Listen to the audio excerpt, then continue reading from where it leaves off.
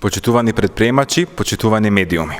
Од вчера до 7 јуни, сите работодавачи погодени од кризата со коронавирусот може да поднесат барање за финансиска поддршка од 14.500 денари по вработен за плати за месец мај. Условите за користење на оваа финансиска поддршка се исти како и претходниот месец, односно намалени приходи од над 30% во април и мај, споредбено со просекот од месеците во 2019 година, да не се исплаќа дивиденда или бонуси за време на користење на мерката, да нема над 120.000 денари нето плата на над 10% од вработените. Мерката е достапна за сите вработени кои имаат нето плата до 39.900 денари и за сите управители и сопственици со нето плата до 39.900 денари. Мерката може да ја користите и за вработени кои веќе ја користат мерката за субвенционирање на предонесите за покачување на платите. Мерката не можете да ја користите за вработени кои користат ослободување од предонеси од проектот Македонија вработува 1 и 2 и вработени за кои ќе се користи антикризна мерка од 50% субвенции на предонеси. Би сакал уште еднашка да напоменам нашите сограѓани од најпогодените сектори од кризата, како угостителството, туризмот и транспортот, покрај 14.500 денари по вработен, може да аплицираат и за субвенционирање на 50% од придонесите за месец мај. Фирмите кои ќе ја користат мерката помош од 14.500 денари по вработен, дури да покажат добивка за 2020 година, нема да треба да ја вратат помошта што ја добиле од владата, а коистата сума на пари ја инвестираат во развој на сопствената фирма во текот на 2021 година.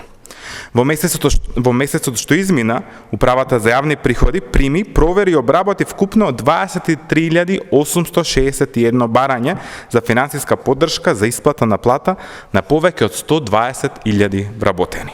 Мал број на барања се уште во постапка на проверување и обработување. Инаку мерката за финансиска поддршка за исплата на плата за месец април ја искористиле 19.350 компании за 127.426 вработени, од кои 42 компании кои имаат над 250 вработени, 300 компании се со број на вработени од 51 до 250, а 19.008 се компании со број на вработени од 1 до 50 лица. Комбинацијата на мерката финансиска поддршка за исплата на плата и мерката субвенционирање на 50% од предонесите од задолжителното осигурување ја искористиле 1427 компании со 10.668 вработени, од кои 516 се од дејност транспорт, 724 од угостителство и 187 од туризам. 3 компании со над 250 вработени, 24 компании со вработени од 51 до 250 лица и 1400 компании со број на вработени од 1 до 50 лица. Мерката финансиска поддршка на физичко лице, кој врши самостојна дејност, е искористена од страна на 5187 самовработени лица. По оваа мерка, на физичките лица кои вршат самостојна дејност, одобрен им е исплатен вкупен износ од 75.211.500 денари. Апелирам до сите компании и работодавачи да аплицираат за оваа мерка најкасно до 7 јуни. Заедно сме во оваа криза и заедно ќе се соочуваме и бориме со сите предизвици.